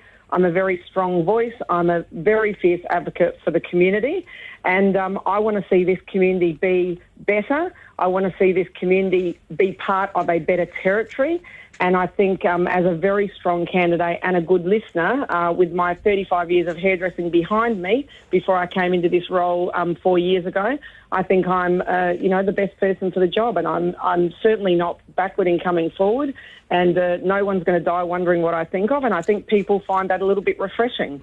And they want someone who's going to be a fierce, strong advocate advocate for them to be able to get the issues. And, you know, as you said, we do have some issues here in Katherine at the moment, but underneath that, we have an amazing community, and I think we just have to remember that at the end of the day as well. We do have some social issues, but underneath that, our community is amazing, and when the chips are down, we all pull together, and that's very important for a community. Jo, what do you see as being the biggest issues in the electorate? The biggest issues that I hear on the doors and when I'm out in the street is crime and antisocial behaviour. And I can tell you, Katie, the last couple of weeks have been extremely tough for the community. We have had people getting assaulted in their houses. There is not one business in the main street that has not been broken into. It is heartbreaking when I go and talk to the likes of Miranda Outstation Interiors, who's just had a 1-year anniversary of being in her business, and then goes in and has graffiti on her walls, break-ins. This is just a daily occurrence. People are fed up with it, and they have had an absolute gutful. And, you know, moving forward, should we get the privilege of taking on government, you know, we will make sure that police have stronger powers. We will make sure that people are held accountable. And I think that's one thing that I hear in the community, that no one is accountable and there are no consequences. And that is something that, under a CLP government will change. Jo, we have had a message come through from Beck at Willow Blue. She's really asking of the other candidate, what their plans are. But have you been down to meet with all of those different businesses along the main street? Is that something that you do regularly? That is something I do extremely regularly, probably once a month. But given that we're a very small community, I do call into, or I'll see them out and about in the community. And I've spoken to Beck at Willow Blue many times. We now have businesses at the moment, Katie, that they are struggling so much that they're not fixing their broken windows. And it's kind of, I understand why they're not, but then it brings the look of the community down. Nikki at the coffee club got broken into just a couple of days ago, so she's sort of boarded up. Beck's boarded up. Fee's boarded up. Miranda's got broken windows. Right next to me in my office here, there's a window boarded up. You know, this is not a good look for our community, and these people need to be held to account. When people break in, you know, everyone's got CCTV, but no one seems to be held to account for these, and that's something under a CLP government that, you know, we will be holding these people to account. Jo, it's not okay to go out and... Sorry, Katie. We're at about 3 minutes 35. I want to ask you, taking those issues into account, why do you feel that you're the best place to try and combat them? Because under a CLP government, we will make sure that parents are responsible for their children, work with them in a school environment to make sure their kids are going to get back into the school, bring back truancy officers, as I said, give police more powers, make sure that those people that are doing the wrong thing are going to be held to account, give the police the power to be able to go and, you know, make it stronger for the police to be able to pull these people into line and hold them to account. And I think as part of a very strong CLP team, you know, we are grassroots, we're business people, we know how to run, our businesses that we've come from before. We talk to people out there on the ground every single day. We listen to them and, take their concerns to the government that we have so far. But moving forward with a CLP government, you know, it's about making the hard decisions. And, you know, for 34 years that I've lived here in Katherine, Katie, I've never seen our community so broken as it is at the moment. Jo, I want to ask you about the pool. I know you and I have spoken about this before. It's something that people have raised with me. In terms of that Katherine pool, is the CLP going to look towards further investment? I think that's something, Katie, that needs to be discussed in the future. I know that 3 years ago there was a $10 million announcement for the pool from both sides.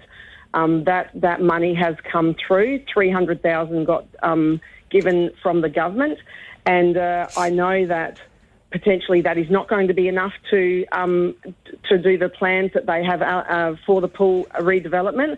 And I think moving forward, that's something I've actually got a meeting with council tomorrow, and that's something that needs to be discussed moving forward. And we know that we're $11 billion in debt, but could some of that money be reprioritised to put towards the pool. That's something that, as a team, we'll have to talk about. But I'm a fierce advocate for that pool facility. We're right on the Stewart Highway, and it could be an amazing facility, and I've said that from the get-go of that project. Joe, a very quick one. Binjari Aboriginal Community Corporation, they joined us on the show a little earlier. They said they're at risk of falling over due to unpaid invoices and continual delays caused by DIPL, bureaucracy and inefficiencies. What could you do as the local member to try and support that community? Every 3 months, Katie, I'm out at Binjari. We do community barbecues. I'm very well aware of the situation that's going on out there at the moment. I think it's about having those conversations with DIPL, sitting down around a table, working out how this can be worked through for Binjari to have those invoices paid. As Deb had said previously, there was an arrangement in place for them to pay that contractor off, and obviously something's fallen down in the conversations, and I think that's something that, maybe everyone needs to go and have a good sit down, talk about it, discuss what the concerns are and work through them. And I think you can only do that by having a good conversation. Joe, we've run out of time in terms of the 7 minutes, but I will give you an extra 30 seconds, and I'll do the same for our next candidate as well, Nick. Why should people vote for you? Why should people vote for me? Katie, I am a very strong advocate for Katherine, and just coming up, if I can just talk about this weekend with the show weekend, I would like to see, and our community would love to see, the fact that resources are going to come in here to Katherine. We don't want to be down like in Alice Springs where, there was a curfew after the fact of the show. We've got our show coming up this weekend. It's about talking to the police, making sure government understand that our community really needs resources in here so that everyone feels safe in the community over this weekend, and continuing those good conversations and making sure that, people in the community are safe. Joe, it is always good to talk to you. We have run out of time. Thank you very much for joining us this morning on our Meet the Candidate series. Thanks, Katie. Thank you. Joining us on the line right now is Khoda Patel, who is the CLP's candidate. Good morning, Khoda. Good morning, Katie, and good morning to all listeners. Khoda, we've got 7 minutes and a series of questions. Are you ready to get started? Yes, I'm ready, Katie. Khoda, why did you decide to put your hand up to run for the seat of Casuarina? Katie, as I've travelled around the world since 2002. I had finished my Bachelor of Arts in Hotel Management on beautiful island called Cyprus, and then moved to Melbourne in 2008. In Darwin, we moved to with my wife in 2012, where I found that Darwin was a very relaxed place to live, work and invest. We decided to settle with my family permanently here to enjoy rest of our life with the best lifestyle, I believe. Yeah. My both children were born here in Northern Territory.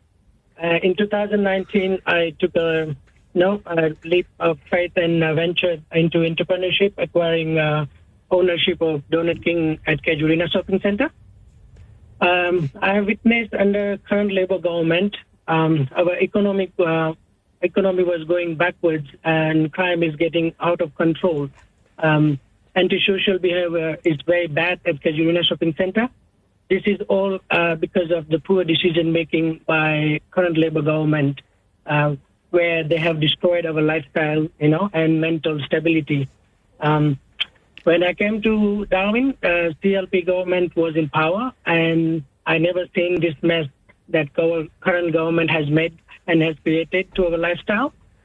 So I believe CLP party, only the party in Northern Territory who can deliver and restore our lifestyle back to normal. So I called myself enough is enough, and I decided to join and fight my lifestyle that I used to love for the future. And I wanted to make sure that it's all available for our children, where they can study, work, and enjoy the same lifestyle we go and we enjoyed. So I'm very proud to be part of the CLP team, where I can contribute my expertise to rebuild the economy. So, Khoda, why do you think that you're the best person for the role based on your previous experience through your work and through the community?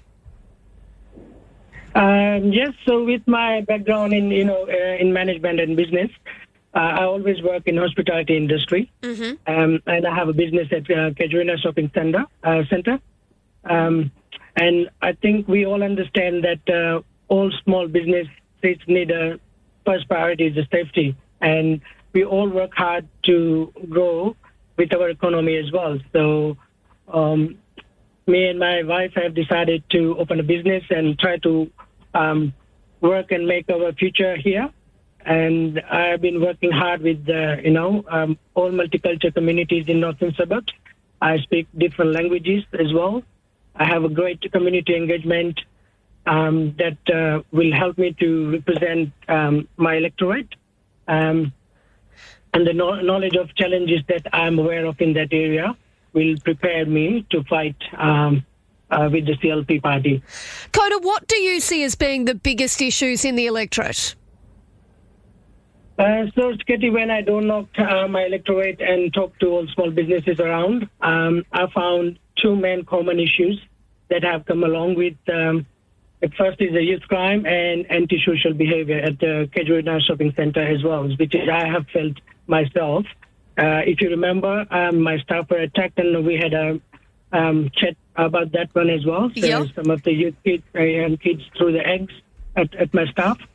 I found also there's a new business next door to me, and he's always complaining and talking about the theft in his store, that those little young kids coming in and walking in and out with the free stuff, and no one can do anything. My elderly customers also getting attacked and robbed, at the shopping center. The cars in the shopping centers are always smashed, and then people are talking about it. Yeah. Cold stores, the cold store and the liquor land, they had to do renovations to stop this type happening. It's happening every day. So I believe there's a lot of issues with the antisocial behavior and crime. It just become a part of our everyday routine life, which is, I think, we need to stop this as much we can. And another example, Friday is the longest trading hours in Casuarina Shopping Center. Yeah. I remember back then we used to be busy until almost 8:30 till late, and we were sometime getting out 9:30 p.m. But now, where people are so scared to come for shopping after 5 p.m., so I'm started closing between 6 to 7 now. So my trading hours has dropped on the shopping hours, which is 9 to 9. Khoda, we've got just over a minute 30 left, but I've still got a few questions to ask you. What would you do to combat these issues at the shopping centre? I believe I will support CLP plans, which is based on crime, rebuild economy, and safety of our streets. And I think we need more policies around that, make laws more tougher and consequences around that, where we can have a thriving economy around that, I believe. So if we fix those three issues that CLP is trying to target, I think we will come along very well in the economy-wise. Khoda, just under a minute to go. Do you support the development of Lee Point? About the Lee Point, yes, I support any development or projects that will strike the right balance between environment and economic growth. Do you support the development of onshore gas? Yes, I think CLPs are only the party that will always support gas and deliver it, I believe. Gas is very key component for, I think, our growing economy. And it is very necessary to work around that as well. Khoda, 15 seconds to go. Why should people vote for you? In the territory, there's 1,000 people that are leaving territory I think, yearly. And I want this to stop. I want them to stay here and enjoy the lifestyle that we used to enjoy. So with my real-world management experience and understanding of communities' needs, I believe I will be committed addressing these issues of crime, economic decline, and the rising cost of living. Khoda, we have unfortunately run out of time. We've got to try and keep it as fair as possible. I really appreciate you having a chat with us this morning. Thanks so much for joining us on the show. Thank you, Katie. Thank you. Now, joining us on the line is Brian O'Gallagher, the CLP candidate. Good morning to you, Brian. Good morning, Katie, and your listeners, especially those residents living in Cromer, Malacca and Mackay. Well, Brian, we have got 7 minutes this morning. Are you ready to get started? I am. All right, let's do it. Brian, why did you decide to put your hand up to run? Look, Katie, I'm pretty conscious of time and I really want to focus on the biggest issue for residents, which is crime and antisocial behaviour. So in terms of a little bit of background, suffice to say I've got extensive experience in the NT government and I did senior economic and business development roles. You'd be aware I did 5 years as Deputy CEO of the NT Chamber of Commerce and I was a champion for our small and medium businesses, who I always described as the heart and soul of our economy. Currently, I've done 4 years in the private sector, recruiting international students to come and study and work in our hospitality sector. And, of course, up until the end of this month, I'm City Councillor for Waters Ward, serving the residents of Cromer, Malacca and neighbouring suburbs. And I guess it's in that role I can talk a little bit more. As a councillor, you may recall I put forward a 4-point plan 2 years ago to address crime and antisocial behaviour in Cromer, Malacca, which I think I actually discussed on your show. Now, key elements of that plan included getting a response to the petition to the NT Parliament that I organised for almost 1,200 local residents. I think it's 1,168 to be precise, but 1,200. And they were requesting a permanent police presence at Cromer shops. And even if we just start with a 6-month trial with a mobile caravan and 2 or 3 police officers, the response from this disastrous, deaf Labor government was they just totally ignored it. Kate Warden, the then police minister, tried to tell us that things were getting better in Cromer, crime wasn't that bad. What an absolute joke. And later this year I offered Brent Potter new police. He just didn't respond at all. They just don't want to know about it. Another element in that was, and I've said before, I'm a very strong supporter of public housing, but we do have to address the public housing crisis that is happening in Cromer, Malacca and elsewhere, and ensuring there are strong consequences for those tenants that, and I've said it before, use their houses as drug houses, and don't tell me it doesn't happen, it does. They vandalise their house, and this isn't wear and tear, I'm talking about $50,000 to $80,000 worth, and there's continually disturbing their neighbourhood day in, day out. And I'm talking about residents who put in 25 complaints every month about the drunken behaviour and the disturbance. I also, may I say, asked for the introduction of boot camps, and I'm very pleased that the CLP, as part of their crime and youth justice plans, have actually committed to establishing 2 boot camps straight away. Fantastic. So, Brian, I mean, based on your previous experience, why do you think you're the best person for this role? Because I'm actually connected and engaged with residents. I actually get out there and talk to them. I listen to them. So let me give you a couple of real examples, and these have only happened in the last couple of months. About 3 weeks ago, and I'm part of the CLP team, Gerard Maley, who is our deputy leader, and myself, we went to a neighbourhood meeting down in Delwood Crescent, organised by one of the neighbours. There were 20 residents there, and the meeting went for about an hour and a half. Gerard and myself only got to speak for the last 10 minutes because they wanted to be heard. And for people like Jim and Barbara, they know who they are. He's an 83-year-old gentleman. He can't even go fishing because he's so afraid for his wife. They can't leave the unit because there's continual screaming and fighting in the adjacent units. Supposed to have 2 people, but no, they have about 20 or 30 people there. For Kia and Tony, up in Cromer, they've had to invest about $30,000, $40,000 just to try and secure their place from all the havoc going on. And the wonderful Moore family, who live up in Chambers Crescent, Mum and Dad take shifts, 3-hour shifts, to try and stay awake and keep a protective eye over their house and their family. This is absolutely shocking. Mm. And then I also went out, Katie, with Lia. We went to see a Greek family. Yep. They've had to basically fortify their whole veranda. It's almost like they live in a prison just so they don't get attacked. And they tell us about all the violence and the screaming, and including rapes going on outside. That's just not acceptable. And then we had a really shocking one. We met with a young family in Karama Crescent. The husband, I think it was a Sunday afternoon, he was going up to get some dog food. As he stepped out the gate, these young youths came with knives, put it to his throat, demanding money, right in front of his lovely young wife and 2 toddlers. Now, I actually went to see them 2 days ago to see how they go. Unfortunately, the husband wasn't there. I hear he's still traumatised by it. But the young wife said to me, and she was pretty brave, but she said, Brian, we've got to leave. We can't put up with this anymore. We're fed up with it. And then yesterday, we talk about the Sedge Court one. Yep. Well, I actually went out there and did a welfare check on the guy.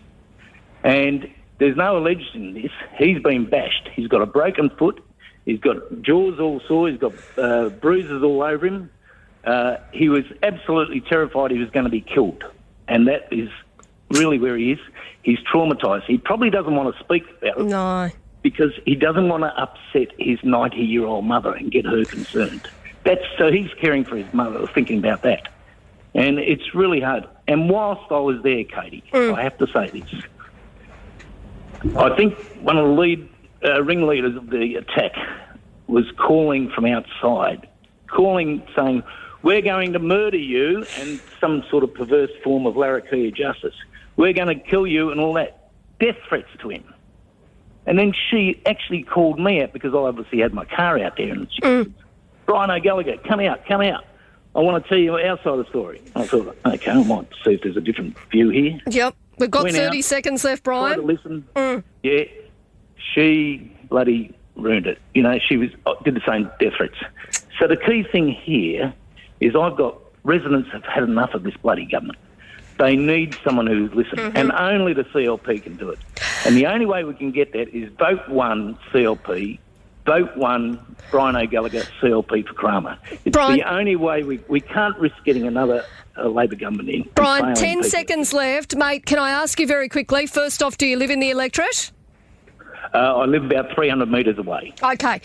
Preferences? Look, we can't risk another Labor government, and I don't care which way people do the preferences. For residents, if you want to change this, the only way is to vote 1 CLP across the board. We hear vote Brian, 1 CLP for Karama. We are out of time. Thank you so very much for worries. having a chat with us this morning.